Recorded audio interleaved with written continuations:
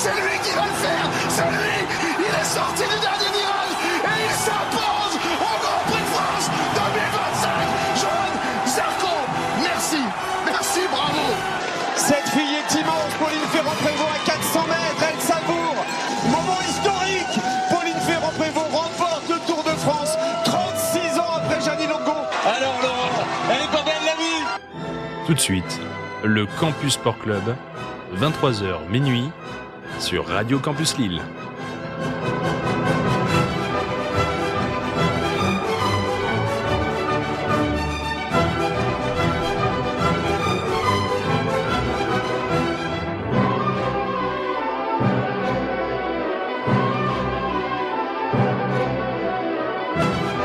Et bonsoir à toutes et à tous, auditeurs et auditrices de Radio Campus Lille. J'espère que vous allez bien, j'espère que vous avez passé d'excellentes fêtes et un très bon début d'année 2026. Bonne année, bonne santé à toutes celles et ceux qui nous écoutent. Là, je suis surmotivé, c'est Adrien Fedeli. On est de retour pour ce mardi soir et le Campus Sport Club, le grand retour de votre émission hebdomadaire 100% sport jusque minuit pétante. Là, ça va carburer ce soir avec toujours des très bons chroniqueurs pour m'entourer, avec de gauche à droite Thibaut. Comment tu vas, Thibaut ? Bon, ça va très bien et meilleurs vœux à tous nos auditeurs et auditrices, podcast ou en direct. Toujours le meilleur pour cette année 2026. Et encore plus fort que moi, tu penses même au podcast et aux enregistrements à 10h YouTube, Spotify. On n'oublie pas, face à moi, Arthur, qui sera la tête de gondole de cette émission. Comment tu vas, Monsieur News ? Très bien. Bonne année à tout le monde, comme l'a dit Thibaut, et très content d'être de retour après cette pause hivernale. Très très bien. Bon, alors, si toi t'as refait ta santé, ça va ? Tranquille. Oui, reposer. On a évité la grippe. C'est ça. Et aussi à ta gauche, du coup, si je me situe bien, Aubin, aussi éviter les maladies. Comment tu vas ?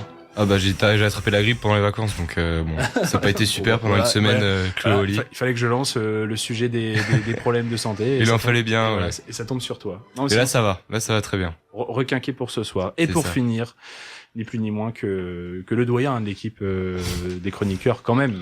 Respectons le grade, s'il te plaît. Tu as les petites épaulettes, tu as les étoiles. C'est Gaëtan qui clôt cette présentation. Comment tu vas ? Ça va super. Bonne année à toutes et à tous, auditeurs et auditrices qui nous écoutent. Et du coup, c'est pas très radiophonique, mais je me suis permis de me décaler sur le micro 6 pour éviter la maladie, la propagation. On sait que c'est d'actualité, même pour le monde agricole. Donc voilà, je me suis permis cette petite prise de liberté. Super. Merci en tout cas pour le... Voilà, moi je te présente comme quelqu'un de grand, de sage, de doyen, et derrière ça méprise les nouveaux venus. Aubin, tu auras le droit à... C'est gentil. Ouais, c'est un petit peu là. Je trouve pas ça très sympa. Arthur à droite, il est plus sympa. Ouais, il est plus sympa. On va pouvoir attaquer cette heure d'émission jusqu'à minuit pétante, comme je le disais, avec, comme bien évidemment, le début avec les résultats signés Thibaut. Foot, tennis, basket, on vous récapitule tous les résultats sportifs de la semaine dans le Campus Sport Club. Thibaut, l'avantage, c'est que tu avais un très beau match de football à suivre ce soir, puisqu'il s'agissait du dernier 16e de finale de la Coupe de France. Alors oui, c'était un beau match de football. C'était un peu beaucoup à sens unique. Pour ces Marseillais, ils ont été reçus 9 sur 10 à Michel Dordano le dernier 16e entre Bayeux, club de Régional 1, et l'Olympique de Marseille. Les Phocéens se sont imposés 9-0. Un triplé de Mason Greenwood et un doublé d'Amin Gouiri. Les Marseillais connaissent une deuxième grande joie dans la compétition après celle d'hier, venue du Parc des Princes, puisque c'est véritablement le coup de tonnerre des 16e de finale de cette Coupe de France. Le Paris Saint-Germain a été éliminé 1-0 par le Paris FC. Les champions d'Europe ont été piégés par leurs voisins au Parc. À la 74e, le Titi parisien Jonathan Iconé trompe Lucas Chevalier. Sur la seule occasion du promu, l'ancien Lillois crucifie les doubles tenants du titre. La défense du promu tient grâce à un fantastique Oben Nkambadio au cage. Même quand le portier est battu, c'est son poteau qui le sauve. C'est Warren Zahir Emery qui a été le plus proche d'égaliser. Le dauphin de Lens au championnat prend la porte dès les 16e. Une première depuis 2014. Ils avaient alors été éliminés par Montpellier, coaché par Roland Courbis. C'est un des dédicace en plus. Dédicace on en parlait bien sûr dans l'émission plusieurs fois, mais c'est un des grands favoris, si ce n'est le plus gros favori de la compétition qui quitte la compétition. Alors les Marseillais, il a sûrement beaucoup de plaisir à voir ces défaites, mais il faut pas oublier ce qui s'est passé au Koweït jeudi dernier. Ah merci Thibaut, vas-y, reviens-y, allez. Alors il y avait le trophée des champions entre l'Olympique de Marseille et le Paris Saint-Germain. Alors jusqu'à la 94e, Marseille pensait gagner, mais Gonzalo Ramos est venu climatiser les Marseillais, alors qu'ils menaient au score malgré l'ouverture de d'Ousmane Dembélé à la 10e minute. Tout simplement, cette égalisation, elle permet à Lucas Chevalier de briller au tir au but. L'ancien Lillois arrête les 2 premières tentatives marseillaises. Les Parisiens, eux, ne tremblent pas pour s'offrir un premier trophée en 2026, une armoire à trophées 2026 qui ne sera pas décorée de la Coupe de France. En tout cas. C'est tant mieux aussi. Et Paris qui remporte son 7e trophée en un an avec ce trophée des champions et qui avait gagné, j'ai noté, je sais pas si ça vous intéresse ça, mais sa 5e séance de suite au tir au but. Lorsque Safonov, Matej Safonov avait été le héros lors de la Coupe intercontinentale, c'est cette fois Lucas Chevalier, le héros du PSG. Bon, il rattrape un peu aussi ces quelques déboires de décembre, Lucas. Il rattrape aussi, je pense que aussi dans la mentalité des supporters, il y avait un point d'honneur aussi pour Lucas Chevalier à se rattraper après tout ce qui a pu se passer, tout ce qui a pu se dire. Et donc, c'est vrai que la séance des tirs au but devient un peu l'exercice favori et préférentiel des Parisiens, où c'est l'exercice où ils s'en sortent le mieux. En tout cas, ça leur a bien souri. Ça leur a bien souri, de part aussi grâce à leur portier. T'en as parlé aussi de Matej Safonov et également de Lucas Chevalier. Mais ça montre aussi que le PSG peut disposer, à l'inverse de l'année dernière, d'une belle doublure qui peut bien se concurrencer. Où justement l'année dernière on avait un petit peu de mal à voir aussi une doublure comme Safonov briller quand Donnarumma n'était pas forcément aligné. Là c'est vrai qu'on a pas forcément sur le papier un meilleur gardien que Gianluigi Donnarumma de l'année dernière, mais en tout cas cette belle doublure complémentaire où on peut à la fois faire confiance à Safonov en Ligue des Champions. On a vu que ses premières rencontres en Coupe d'Europe étaient plutôt rassurantes, et à la fois un Lucas Chevalier qui était pressenti pour être titulaire en début de saison. Et aujourd'hui, ça peut changer, ça peut varier. C'est ça le positif, je pense, à retenir. Et tant mieux pour le Coquellois. D'ailleurs, on revient aussi sur les autres résultats, avec notamment nos clubs nordistes en Coupe de France. On va commencer par la tristesse. Alors, c'était aussi le choc de ces 16e. Lille et Lyon à Pierre-Mauroy dimanche soir. Les Dogs s'arrêtent là après une défaite 2-1 face au Gaunes. Piqué dès la première minute de jeu, les Lillois égalisent grâce à Nathan Ngoy à la 28e. Les Lyonnais reprennent l'avantage à la 42e grâce à leur recrue phare Hendrik. Dominé, Lille n'a pas pu égaliser en deuxième mi-temps. C'est une nouvelle défaite à la maison après celle contre Rennes en championnat. On va passer maintenant à l'ennemi juré, les Lensois. Champions d'automne, ils se déplaçaient à Sochaux ce week-end, reporté de samedi à dimanche à cause de la neige. Les Lensois n'ont pas été perturbés et ont maîtrisé leur sujet pour s'imposer 3-0. À Bonal, c'est Todson Edouard qui ouvre le score à la 22e minute. Sérieux, le leader de Ligue 1, porte un coup fatal en marquant 2 buts à la 87e et 89e. Premier but, deuxième but marqué par Mathieu Hudol et le troisième marqué par Abdallah Sima. Alors, vu que le PSG a été éliminé, il y a eu le tirage au sort ce soir. Est-ce qu'il y a vraiment un grand favori pour la Coupe de France cette année ? Ouais, on va peut-être en profiter. Arthur, t'as pu suivre, toi, ce tirage de la Coupe de France à 20h. Quelles sont les affiches donc, de ces huitièmes de finale et donc nous donner les autres qualifiés ? Exactement, donc on bouscule un peu les codes avec les news directement dans les résultats. Donc après les résultats, donc place au tirage qui a eu lieu ce soir avant le match de Marseille. Donc la compétition va forcément devenir un objectif pour pas mal de clubs, suite à, comme l'a dit Thibaut, l'élimination précoce du PSG. Le choc des huitièmes de finale opposera donc Marseille au Stade Rennais. Il y aura aussi un autre match important entre deux Ligue 1, puisque Strasbourg recevra Monaco. De leur côté, nos voisins lensois se déplaceront à Troyes, leader de Ligue 2 qui réalise un gros début de saison. Et pour finir, le bourreau du LOSC, l'OL, reçoit le Stade Lavallois. Les huitièmes de finale auront lieu le 3 et 4 février. C'est pas mal, avec aussi Reims-Le Mans dans les autres affiches, Toulouse-Amiens, ou encore Lorient-Paris FC et Nice-Montpellier, qui avait sorti Metz. Toujours un peu de foot encore, on se dirige cette fois sur le continent africain. Oui, on va commencer avec les quarts de finale de la Coupe d'Afrique des Nations qui se sont joués ce week-end. Vendredi, le Sénégal a éliminé le Mali, qui avait été réduit à 10 en deuxième mi-temps. C'est Iliman Ndiaye, ancien Marseillais, qui marque le but de la victoire. Le Maroc s'est imposé face au Cameroun 2-0, malgré des polémiques arbitrales. Samedi, désillusion pour l'Algérie, éliminé 2-0 par le Nigeria de Victor Osimhen, ancien Lillois et buteur lors du match. Duel prolifique contre l'Égypte et la Côte d'Ivoire. Les Pharaons, portés par Mohamed Salah décisif, s'en sont sortis sur le score de 3-2. Dernier détour par Jeddah, où se tenait la Supercoupe d'Espagne entre le Real Madrid et le FC Barcelone. Ce sont les Catalans qui s'offrent le trophée après une victoire 3-2. Ils ont pu compter sur un Rafinha double buteur. Le match s'était emballé avec 4 buts entre la 36e minute et la 45e plus 6.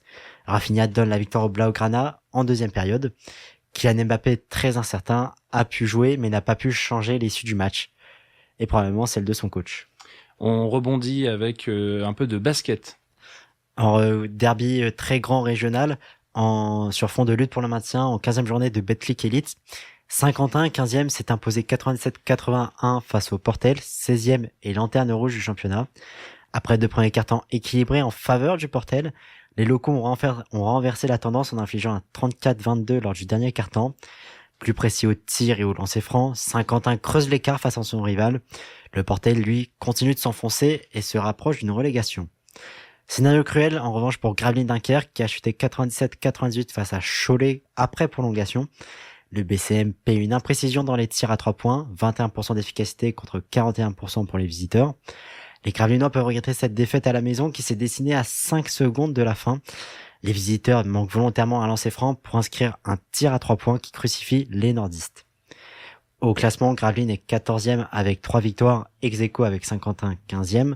Le Portel reste lanterne rouge avec une seule victoire. Ouais, une fin de championnat de élite qui sent bon les Hauts-de-France. Un petit enchaînement avec un peu de handball, mon petit sport à moi, avec l'équipe de France qui s'est bien préparée ce week-end. Et oui, l'équipe de France qui a remporté le tournoi de France. La compétition amicale, elle opposait les Bleus, l'Autriche, l'Islande et la Slovénie. Après une victoire 34-29 contre l'Autriche à la Défense Arena vendredi, les Français se sont opposés à l'Islande en finale.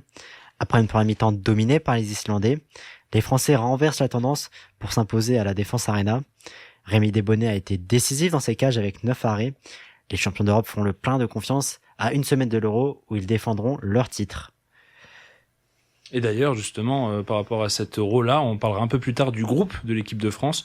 Est-ce que vous êtes suffisamment confiant par rapport à cette équipe de France masculine, sachant qu'en 2 ans, il s'en est passé des choses par rapport à ce titre de 2024. On a perdu quand même pas mal de noms aussi. Et est-ce que cette jeunesse, justement-là, peut jouer quelque chose ?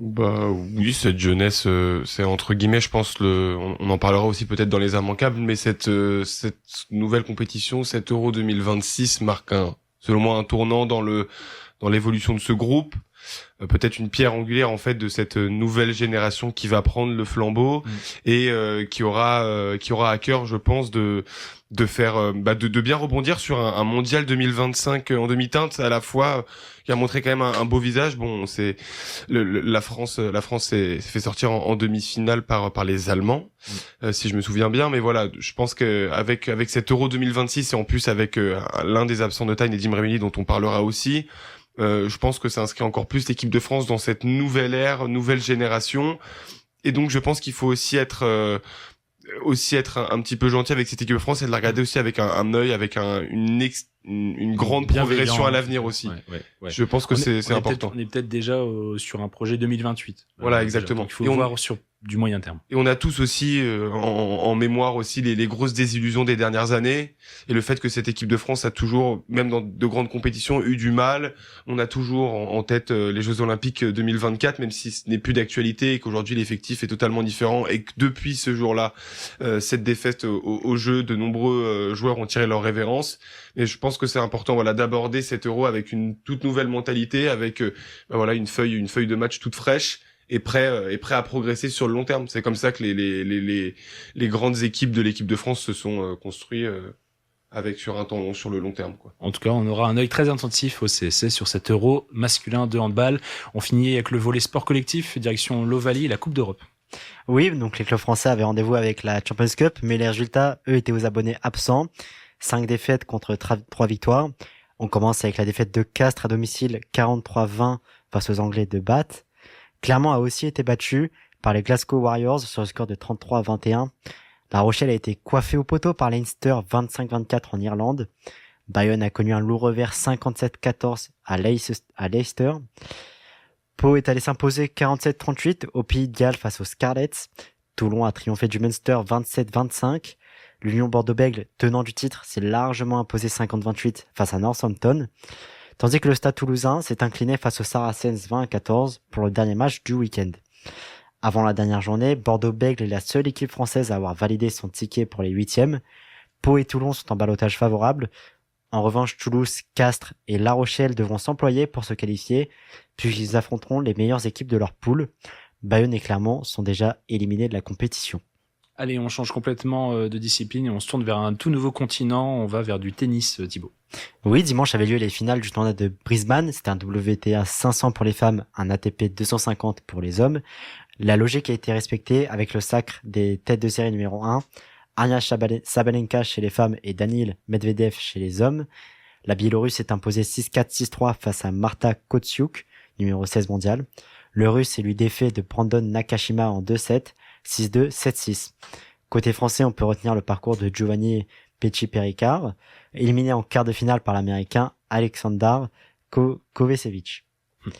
Dans la nuit de lundi à mardi avait lieu le premier tour de l'ATP 250 d'Adélaïde.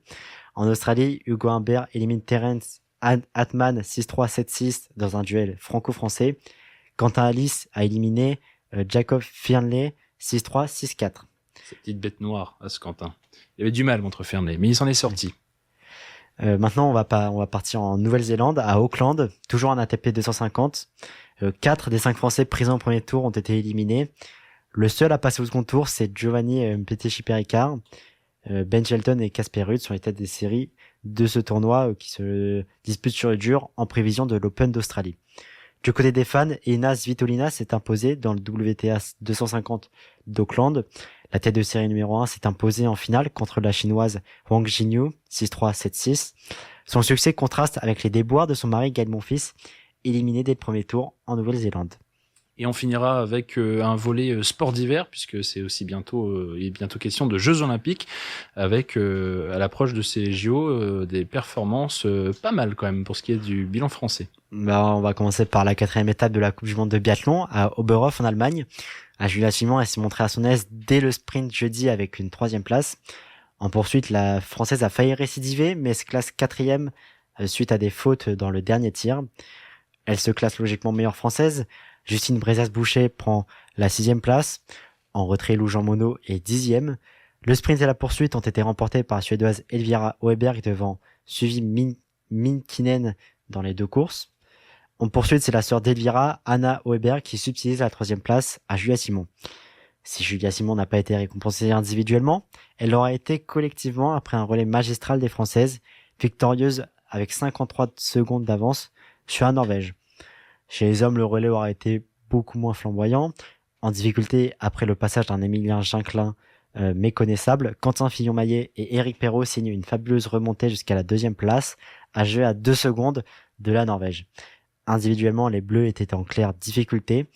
Aucun Français ne s'est classé dans le top 5 dans les 2 courses. Le meilleur Français est Éric Perrault, 6e au sprint, 8e en poursuite. Quentin Fillon-Maillet signe une 11e place en sprint et une 6e en poursuite. Au classement général chez les hommes, Éric Perrault garde la 3e place, tandis que Quentin Fillon-Maillet est 6e. Malgré un week-end en retrait individuellement, Lou Jean Monod reste en tête chez les femmes avec 50 points d'avance sur la 2e, la finlandaise suivie Minkinen. Alors pour l'instant, c'est pas des victoires, hormis la victoire en relais féminin, mais est-ce que finalement ces résultats sur le devant de la scène, c'est de bon augure pour les JO d'hiver ? C'est vrai que pour l'instant, on est toujours dans une direction où les Français restent parmi des têtes d'affiche, des favoris. Chez les femmes, le relais, en tout cas, a pas mal réconforté. À titre individuel, par contre, elles ont peut-être du souci à se faire. Ou est-ce que les Suédoises, que sont les sœurs Heuberg, on a tendance à dire souvent, on l'avait dit peut-être déjà, Gaëtan, oui, sur le hors-série, qu'elles démarrent fort les saisons et que là, on arrive quand même à un moment, on arrive la fin du 2e tiers quand vont arriver les Jeux. Est-ce qu'il faut quand même s'attendre à ce qu'elles jouent les médailles d'or Tout à fait, mais il me semble que sur cette hors-série, d'ailleurs, que les auditeurs auditrices peuvent écouter, qui est toujours d'actualité. On avait aussi fait cette dichotomie par rapport à la saison qui se déroule, et cette parenthèse olympique, d'ailleurs, qui interviendra après celle de Ruhpolding, encore après, parce qu'il y a une Nové Mesto. Ouais, exactement, après celle de Nové Mesto. Sur cette parenthèse olympique, c'était, comme l'indique une parenthèse olympique, qui était très particulière, qui était plutôt sur des courses d'un jour, et plus favorable à d'autres coureuses, notamment de l'équipe de France, qu'on voit peut-être un peu moins sur tout le long, comme Justine Brezas-Boucher. C'est pour ça que moi j'ai du mal aussi à me positionner et avoir un aperçu sur le fait qu'on que cette saison au biathlon peut nous donner des indices sur cette parenthèse olympique. En effet, il y a des états de forme qu'il faudra prendre en compte. Je préfère prendre indépendamment les deux compétitions quand même. Toujours, je pense, parce que je suis certain qu'il y a certaines coureuses, notamment pas qui se préservent. Je pense qu'il y a toujours cet aspect collectif où en effet on prend étape par étape, mais je suis certain que certaines des coureuses ou des coureurs mettront évidemment plus d'importance sur cette parenthèse-là, car pour certains ou certaines, ce sera leur dernier gros rendez-vous olympique, et donc des courses d'un jour qui sont plus favorables pour certains athlètes. Et rapidement aussi Arthur Aubin pour ce qui est du volley messieurs, Quentin Fillon-Maillet qui avait fait une razzia il y a 4 ans à Pékin avec 2 médailles d'or, 3 médailles d'argent. Est-ce que pour vous là c'est ce petit week-end avec Eric Pirot un peu en dedans j'ai envie de dire moi de mon côté que les Français ils sont généralement toujours au rendez-vous aux Jeux Olympiques. Moi je suis pas un grand suiveur j'avoue du biathlon, mais je vois généralement à chaque JO que la France est au rendez-vous, qu'on a des grands biathlètes qui savent qui ont la mesure de l'enjeu et de la compétition. C'est peut-être pour certains l'un de leurs derniers grand événement. Faut voir, c'est vrai qu'arriver à la trentaine dans le biathlon, on parle presque de retraite, enfin début de retraite, même si avec des Jeux 2030 en France, on peut croire que peut-être que tous essayer de pousser. Et tout dépend, parce que Émilien Jacquelin a l'air de dire que ça pourrait être ses derniers Jeux Olympiques alors qu'il n'a que 28 ans et qu'il est sur entre guillemets cette période propice pour la performance. Et comme il l'avait répété aussi au Beurre, enfin aussi au Grand Bornand, c'est lui ce qu'il veut, c'est prendre du plaisir. Lui c'est la passion avant tout. C'est pas un Martin Fourcade qui cherche pas à empiler les victoires à tout va et la régularité. Il veut juste lui à prendre son kiff. Il veut kiffer, C'est un kiffeur, Émilien Jacquelin. C'est le bon mot. Bon, en tout cas, on a hâte aussi. Alors, il y aura toujours d'autres étapes de Coupe du Monde d'ici les Jeux Olympiques, comme tu l'as souligné, Gaëtan. Donc, on aura aussi tout le luxe de faire le baromètre des Bleus. D'ici là, on finit aussi avec un peu ski alpin, Thibaut. Oui, on va être très fiers de nos Français, puisqu'on a eu 2 victoires françaises en une semaine. Mercredi dernier, au slalom de Madonna di Campiglio, Clément Noël l'a emporté devant le Finlandais Edward Hallberg et un autre Français, Paco Rassa. C'est ce même Paco Rassa qui s'est adjugé à la victoire au slalom d'Adelboden en Suisse. Le natif de Chambéry s'est offert une seconde victoire cette saison. Au slalom géant, Léo Anguenot se classe 3e. Le vainqueur du slalom géant est le Suisse Marco Odermatt devant le Brésilien Lucas Pinheiro. Au classement, ce sont ces 2 protagonistes qui mènent la danse. Odermatt garde la tête générale devant le Brésilien. C'est le Norvégien Atle Lee McGrath qui complète le podium. Paco Rassa monte à la 8e place et Clément Noël ferme le top 10.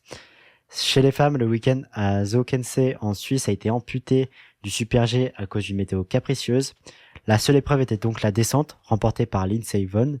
L'américaine s'impose devant la Norvégienne Kasia Vikofli et sa compatriote Jacqueline Wiles. La première française est Romane Miradoli, 8e.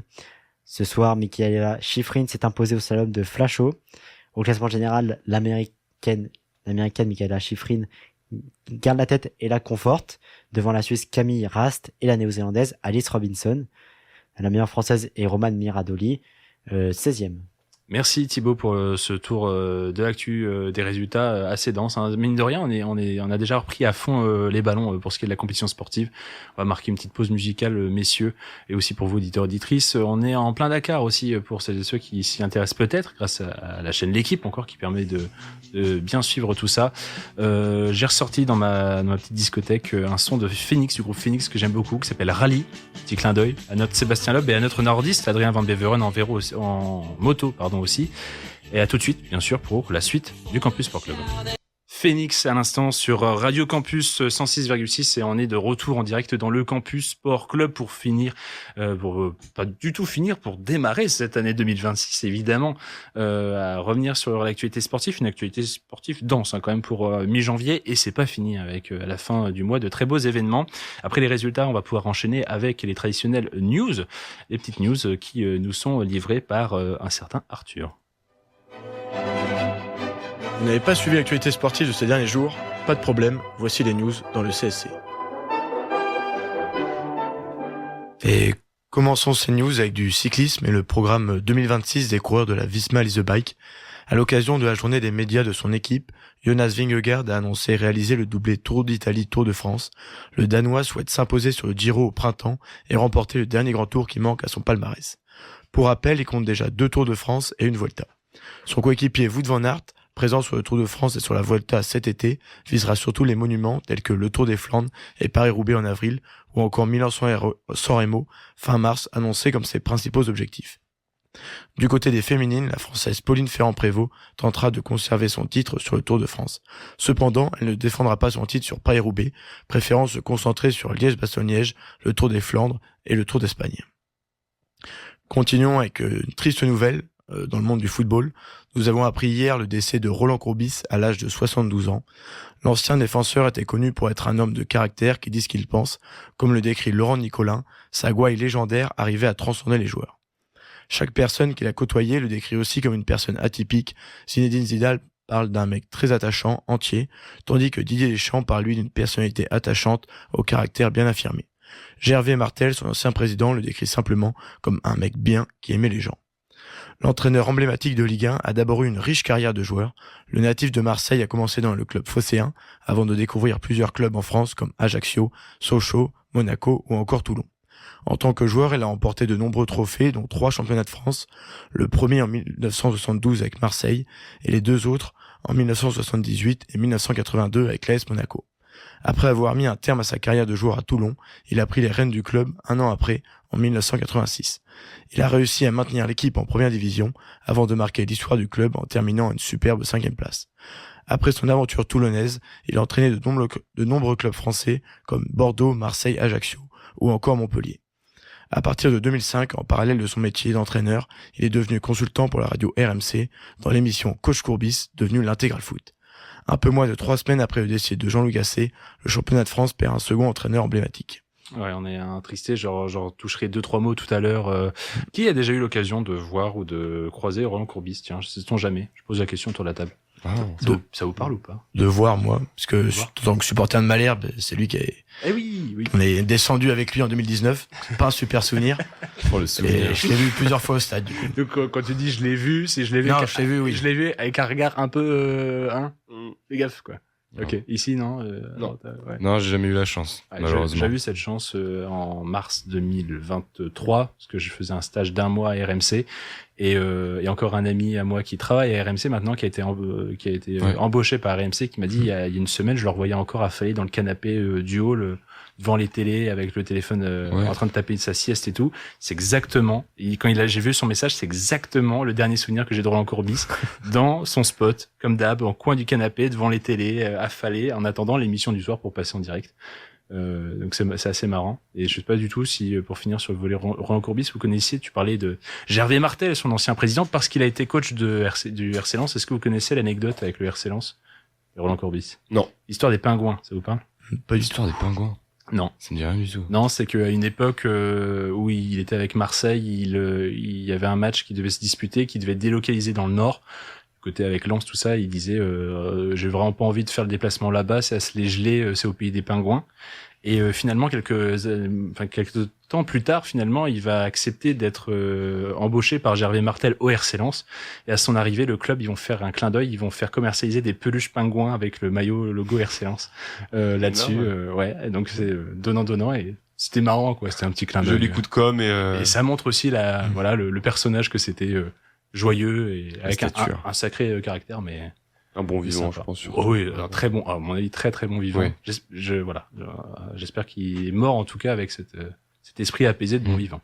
Ce qu'on lui souhaite en tout cas. Il y a un autre, dans des proportions beaucoup moins graves, Arthur, mais un autre entraîneur à qui ça s'est pas très bien passé hier, et notamment à cause de ses résultats du week-end. Exactement, puisque nous allons finir cette partie football en partant en Espagne, puisqu'on a appris hier le départ de l'entraîneur du Real Madrid, Xabi Alonso, d'un commun accord selon le communiqué du club. L'entraîneur basque n'a pas résisté à la défaite de son équipe dimanche en Supercoupe d'Espagne, comme l'a dit Thibaut. Arrivé cet été, l'ancien entraîneur du Bayer Leverkusen a vécu 7 mois compliqués sans parvenir à gérer les égos et à imposer son jeu. En termes de résultats, les Merengues sont 2e en championnat, à 4 points de Barcelone et 7e de Ligue des Champions. Pour le remplacer, le Real a choisi un autre ancien de la maison, puisque c'est Álvaro Arbeloa qui prend les rênes de l'équipe. Il était jusqu'ici entraîneur de l'équipe réserve. Alors moi, j'ai une petite question pour vous. Que pensez-vous de ce licenciement? Bon, moi, ça me saoule, mais Bah, on va dire que c'est un commun accord à 99% décidé par le Real Madrid. Je pense que c'est pas le seul responsable. Moi, je pense que c'est même loin d'être le seul responsable. Parce que bah il y a des égos surdimensionnés. On pense forcément à Mbappé, mais je pense que Mbappé, voilà, il a un égo surdimensionné, mais en soi il marque, et donc on va dire que on peut l'accepter. Mais le problème, c'est des égos comme Vinicius qui n'est plus forcément autant décisif comme il l'était avant. C'est peut-être aussi Rodrigo Bellingham qui a dit des mots assez fleuris. J'ai vu juste avant l'émission. Donc moi, je pense que voilà, c'est vraiment une direction qui va dans le mur. Tout simplement à vouloir faire les Galactiques, ils se sont retrouvés un peu avec le même problème que le PSG il y a quelques années avec. C'est exactement ce que j'allais revenir dessus. J'ai l'impression de voir le PSG d'avant dans sa mauvaise version. Dans sa mauvaise version, version MNM. Oui, on est d'accord. Les M&M's. C'est ça la blague. Messi, Neymar, Mbappé. Ouais, j'ai l'impression de revoir un petit peu le même cas où t'as voilà des grosses individualités qui sont là, qui veulent faire cadre dans le club et voilà un coach qui est peut-être plus en retrait et qui a du mal à faire sa loi tout simplement dans le vestiaire et face à ces grosses individualités. Pourtant, un ancien de la maison, un Espagnol, enfin, il avait toutes les caractéristiques. Il sortait d'une excellente période d'entraîneur avec le Bayer Leverkusen. Et ses résultats n'étaient pas terribles. C'est Arthur, tu disais donc deuxième de Liga pour l'instant. C'est ça, à 4 points du Barça. Et dans le top 8 de Ligue des Champions. 7e, de Ligue des Champions. Et donc au niveau sportif, à part avoir perdu une finale contre le Barça, on va dire que sur le papier, il n'y a pas lieu encore de lui tirer dessus. Mais c'est des mentalités, comme tu dis, peut-être Robin, qui virent un peu, deviennent malsaines aussi. Je trouve ça très précoce en tout cas. Je pense qu'il est surtout démuni. Tu l'as dit. Le fait d'avoir autant de gros caractères, de gars qui veulent peut-être prendre la relève, très certainement peut-être aussi des conflits d'intérêts entre les joueurs. Et je pense que c'est aussi la volonté aussi de la direction et de Florentino Pérez de vouloir faire table rase et de vouloir instaurer un nouvel ordre peut-être, mais bonne chance au successeur. De saison. Ouais, c'est ce que j'allais dire. Tout à fait. C'est compliqué. Je pense pas on sait jamais, hein. Il y a eu, des changements à mi-saison qui ont été ultra prolifiques. Ça a surtout beaucoup réussi à Chelsea ces dernières années, mais alors là, on verra pour Arbeloa. Bonne chance pour lui. Ah ouais, parce que je suis pas sûr qu'il ait un plus gros caractère et un plus gros pedigree que Xabi Alonso. Tu vois. Donc à voir ce qu'on va lui demander et comment lui il va se faire manger ou pas par les joueurs, mais bon.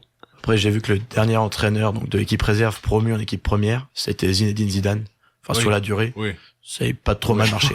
Après, je pense que c'est pas le même personnage non plus. Je pense pas. Et puis, il passait après Rafael Benitez, où ça s'était vraiment pas du tout bien passé. Il y a eu un 0-4 au Bernabéu lors du Classico. Il y avait aussi des raisons derrière de pourquoi ils avaient fait un changement, un revirement de situation. Et voilà, on verra. Ça se trouve, ils vont gagner la Ligue des Champions et c'est tant mieux pour eux. On va finir avec ce football. On en a assez parlé, j'en reparlerai en plus tout à l'heure. Un petit peu de sport collectif toujours. On va du coup pouvoir parler de cette équipe de France de handball. On connaît la liste des 18, Arthur. C'est ça exactement, puisque Guillaume Gilles, le sélectionneur de l'équipe de France de handball, a annoncé lundi la liste des joueurs qui participeront à l'Euro 2026. Le groupe de 18 joueurs comporte une surprise, puisque la seule interrogation, Nedim Remili, a déclaré forfait aujourd'hui, 24 heures après sa convocation initiale.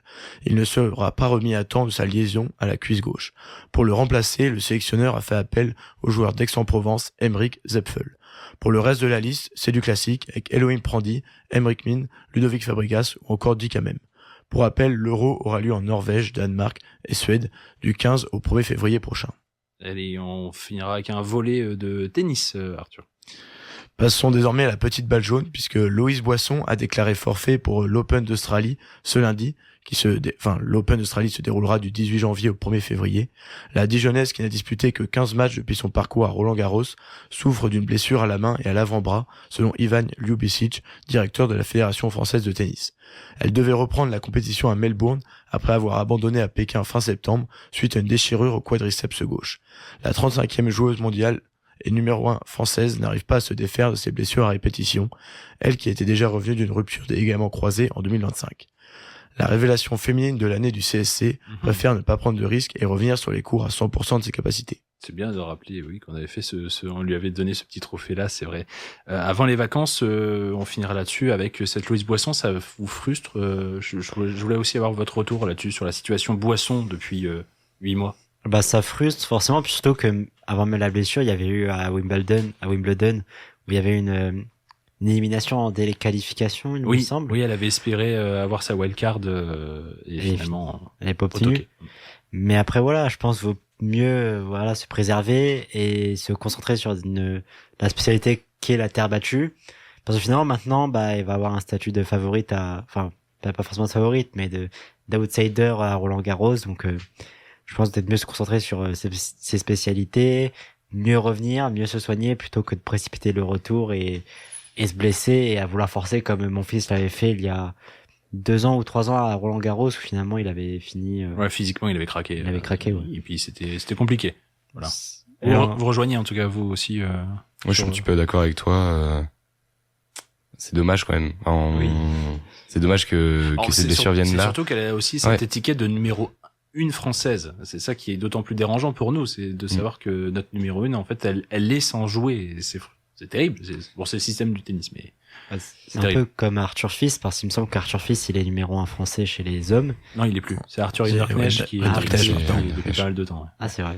Ah bah je me suis trompé, mais j'avais eu la même un peu impression à Roland Garros où je me disais c'est dommage parce que je suis plutôt d'accord avec la décision, mais je suis d'accord avec Aubin que c'est effectivement dommage. Mais c'est comme à Roland Garros où Arthur Fils abandonne pour une blessure. En soi, sur le coup, c'est dommage, mais sur la longueur, vous peut-être bien se soigner et mieux revenir. D'autant, voilà. On va plutôt être sur le calcul et elle aura des points à défendre à Roland Garros, mais si elle peut en gagner avant pour compenser une éventuelle chute précoce dans le tournoi de la Porte d'Auteuil, c'est pas plus mal. Merci Arthur en tout cas pour les news. On va enchaîner sans réelle transition avec un petit moment jeu pour se détendre dans ce milieu d'émission, un petit moment récap que nous a concocté Aubin. C'est un système de questions-réponses. C'est ça. Ça y est, c'est le retour. C'est le retour de la rentrée, la fin des périodes de fête. C'est l'occasion de se retrouver, de retrouver la famille, les amis, passer de bons moments à table, parfois trop longs même. L'équipe reprend du service et on revient sur ce qu'on aime. Je parle bien sûr du sport. Et quand on parle du sport, je me tourne vers vous les gars parce que je vous propose donc ce petit quiz. Le principe est simple, 10 questions, 1 point par question. Vous comptez vos propres points pour éviter qu'il y ait des amalgames, etc. Je vais le faire parce qu'on va tout de suite briser la glace. J'ai connaissance des questions et des réponses. Donc je ferai l'arbitre, comme ça si tu veux, Aubin, tu n'auras pas besoin de faire ce calcul-là.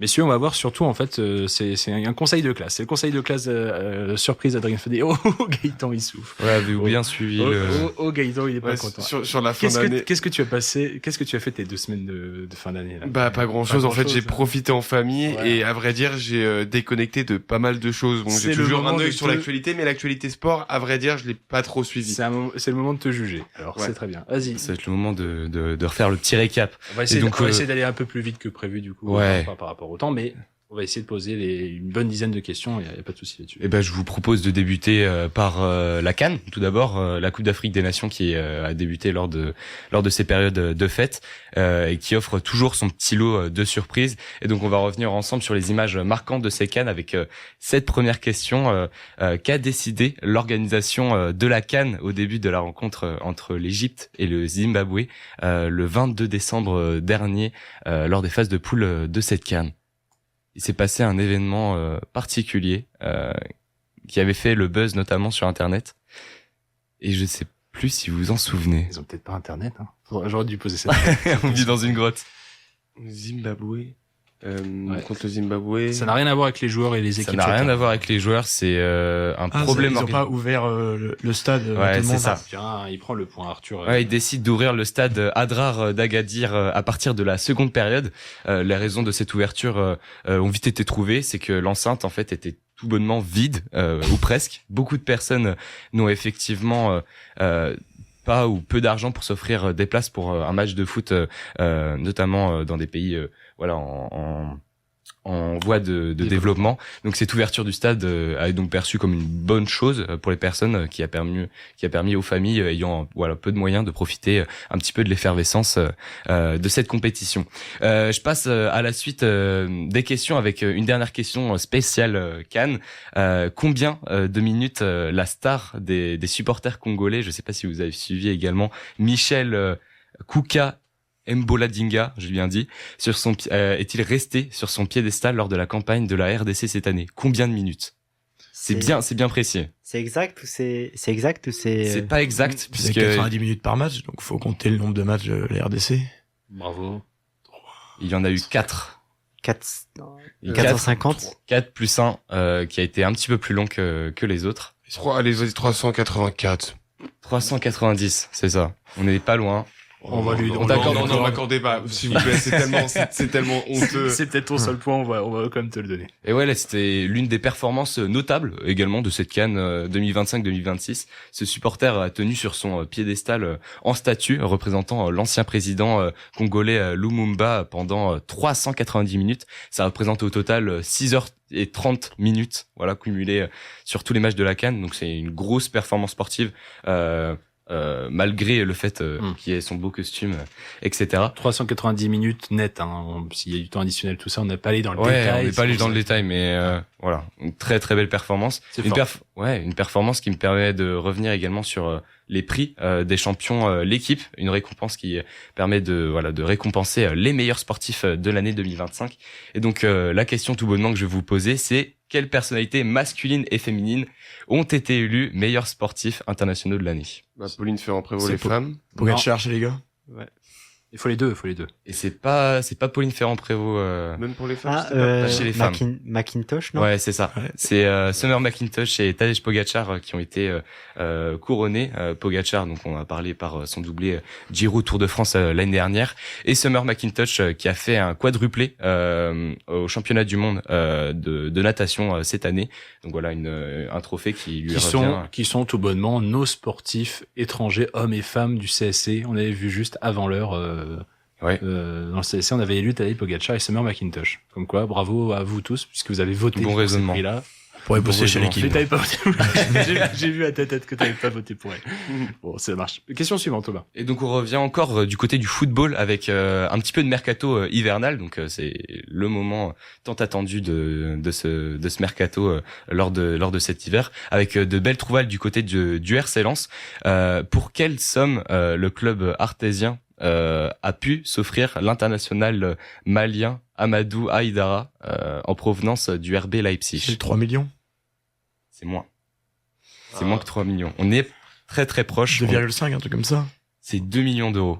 C'est une somme qui me paraît pour ma part assez dérisoire. D'après certaines sources de mes collègues de la Voix du Nord, parce que je glisse aussi ça, c'était 3 millions avec bonus. Donc, de toute Oui. façon, Arthur. C'est 2 millions plus 1 million de bonus. De toute façon, Arthur à la signature, ouais. était dans le juste. Donc, y a pas On de- était plutôt bon. Y a pas On de était entre les deux. Du coup, peut-être à venir une combinaison malienne, Mamadou Sangaré, Amadou Haïdara.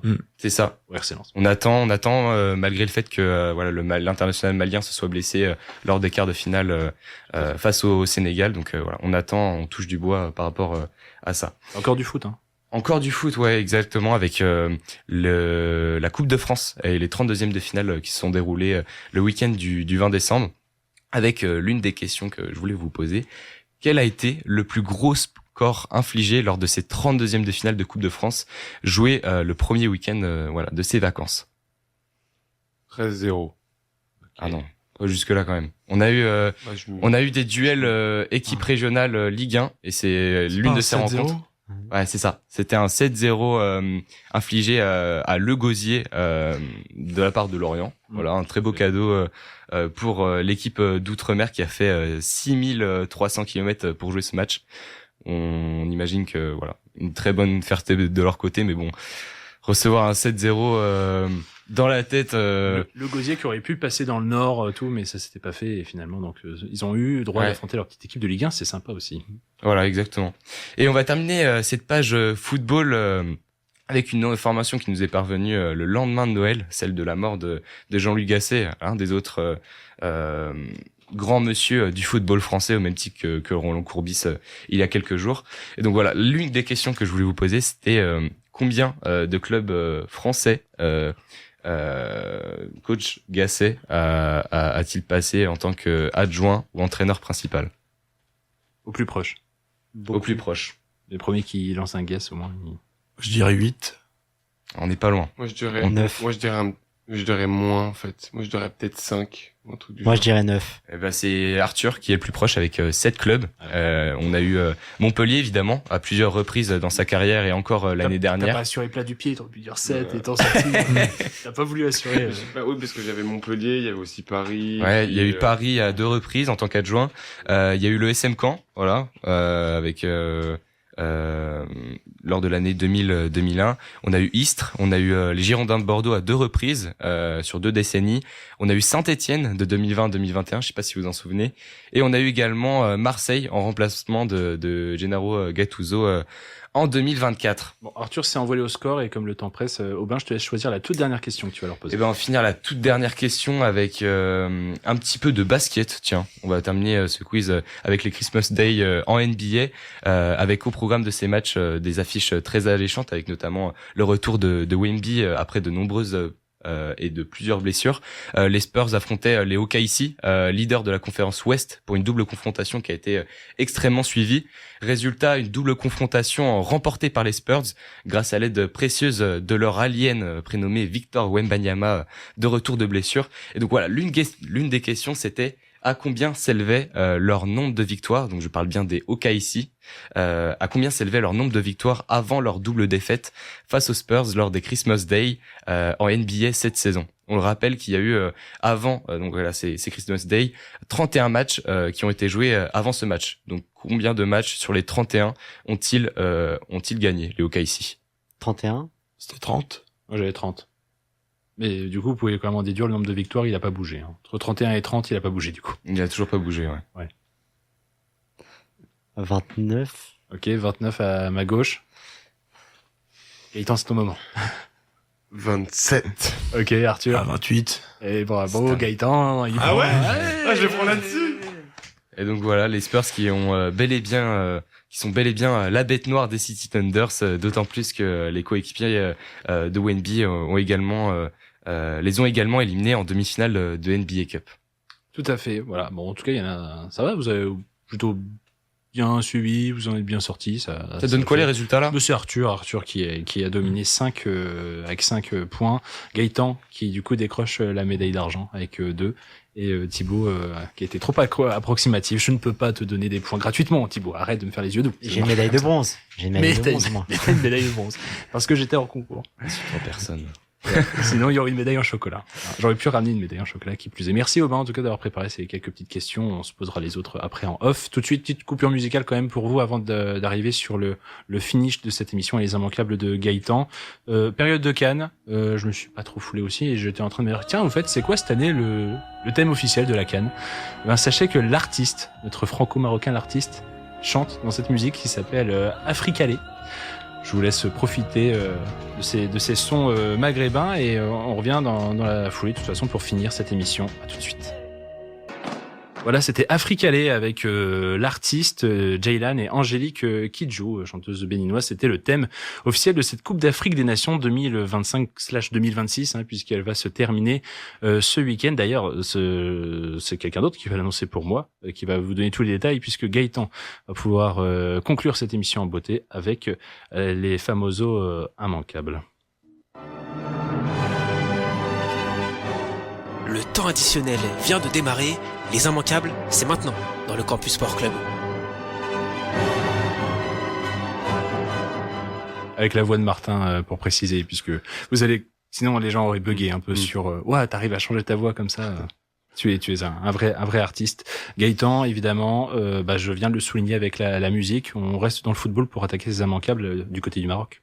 Et oui, le Maroc aura-t-il les ressources nécessaires pour décrocher une nouvelle Coupe d'Afrique des Nations 50 ans après son seul et unique sacre? Premier aperçu ce mercredi avec la demi-finale face au Nigeria à 21h. Dans l'autre affiche, le Sénégal et l'Égypte complètent ce dernier carré à 18h. Dénouement final de cette CAN ce dimanche 18 à 20h, diffusé en clair sur M6 ou W9. Les droits de diffusion sont encore en cours d'obtention. C'est bien, ça va pouvoir regarder ça en clair. Une autre compétition qu'on ne pourra pas regarder en clair, par contre, c'est la Ligue 1. Un petit mot sur nos clubs nordistes quand même. Ouais, tu as raison Adrien, on ne perd pas de vue nos clubs du Nord, notamment côté football, et le choc de cette 18e journée de Ligue 1, PSG Lille, le club de la capitale est-il encore sonné par cette défaite en Coupe de France face au Paris FC? Le groupe de Bruno Genesio sera-t-il assez inspiré pour faire déjouer les plans de Luis Enrique et s'accrocher au podium? Réponse ce vendredi à 21h sur Ligue 1+, Beansport et DAZN. Moins de 24 heures après, le Racing Club de Lens, champion d'automne 2025, croisera le fer avec Auxerre, 17e du championnat. Donc oui, il est possible d'imaginer une razzia nordiste ce week-end, un 10e succès de rang pour les 100 et or, avec Lille en point d'appui régional, à condition que Marseille trébuche au stade Raymond Kopa à Angers. Match à suivre ce samedi 17h sur DAZN. On bascule rapidement vers le football anglais avec le derby de Manchester entre City et United, ce samedi 17 à 13h30 sur Canal+ Foot.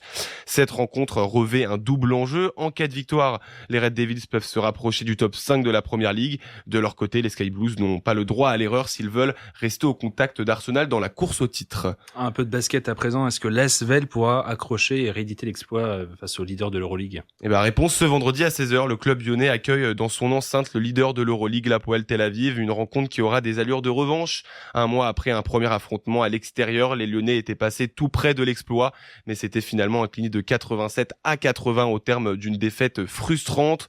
Le même jour, autre rendez-vous majeur du week-end en Euroleague, un classico entre le Real Madrid et le FC Barcelone à 20h45, un duel toujours chargé symboliquement, au goût particulier cette saison, d'autant que les deux clubs espagnols figurent dans le top 6 de la Coupe d'Europe, avec seulement un point d'écart. Deux rencontres diffusées sur la plateforme monégasque Squeak.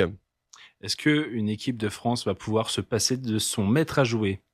C'est tout l'enjeu et le défi, Adrien, à l'approche de l'Euro 2026 de handball au Danemark. À 48 heures du premier match face à la République tchèque, Guillaume Gilles doit composer sans son meneur Dedim Remili, forfait de dernière minute. Un coup dur pour l'équipe de France, privée de son chef d'orchestre au moment d'entrer dans la compétition. Mais cette absence ouvre aussi une porte, celle du renouvellement. L'Euro sera l'occasion de faire émerger une nouvelle génération et de faire fonctionner un collectif en pleine mutation. Emeric Zepfel, dont a parlé Arthur, Walem Peleka, lui, incarne cette polyvalence devenue indispensable au handball moderne. Après la performance encourageante du mondial 2025, cet Euro 2026 pourrait bien marquer un tournant, une pierre angulaire pour un groupe jeune et ambitieux et encore en construction. Premier rendez-vous ce mercredi face à la République tchèque avant un deuxième volet ce samedi à 18h contre l'Ukraine, toujours sur la chaîne BeIN avec, rappelons-le, une diffusion en clair sur France 2 à partir des phases éliminatoires. Ça va pas mal trembler du côté de nos clubs français en Coupe d'Europe de rugby. La glorieuse incertitude du sport, cette expression d'Albert Camus s'applique parfaitement au scénario actuel. Après une première partie de campagne européenne manquée, 5 de nos 8 clubs français se retrouvent sur la sellette avec l'obligation de s'imposer ce week-end en Champions Cup.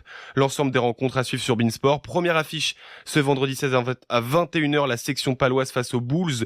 Le deuxième du top 14 devrait, avec cette victoire, s'assurer une qualification et éviter le retour des deux derniers du groupe. Le lendemain, même situation et même calcul. Victoire impérative pour les deux clubs français du groupe 2. D'un côté, le déplacement du Castres Olympique en Irlande face au Munster à 18h30 et d'un autre, le Racing Club Toulonnais, lui aussi mis sous pression, doit absolument s'imposer face à Gloucester. Coup d'envoi à 21h. Le Stade Toulousain ne s'est pas facilité la tâche avec cette défaite face aux Saracens cette semaine et aura les clés de son destin samedi 18h30 face aux Sharks. Une bonne partie du dimanche pour reprendre ses esprits jusqu'au dernier choc d'une équipe tricolore à 16h30. Le Stade Rochelais affronte sur ses terres les Harlequins. Idem pour les conditions de qualification. Et on finira en douceur avec du sport blanc à l'approche des JO. Oui, deux gros rendez-vous à ne pas manquer ce week-end. Du biathlon d'abord avec l'étape de Ruhpolding, relais masculin et féminin dans la semaine. Mais petite préférence, on va pas se le cacher, pour la poursuite que vous pourrez suivre sereinement ce dimanche entre la poursuite femme à 12h30 et la poursuite homme à 15h sur la chaîne L'équipe. Vous avez suivi, j'en suis sûr, la belle victoire de Paco Raça sur le slalom d'Abel Boden en Suisse le week-end dernier. Soyez réactifs vers les coups de 10h sur Eurosport ce dimanche pour suivre un nouveau slalom, peut-être synonyme d'un nouveau podium à quelques semaines maintenant des Jeux Olympiques d'hiver à Milan Cortina en Italie. Merci Gaëtan pour ces immanquables pas loupés aussi, normalement. La semaine prochaine, le Campus Sport Club qui revient en direct 23h minuit. D'ici là, il reste quelques secondes, je vous dis portez-vous bien. Bye bye tout le monde.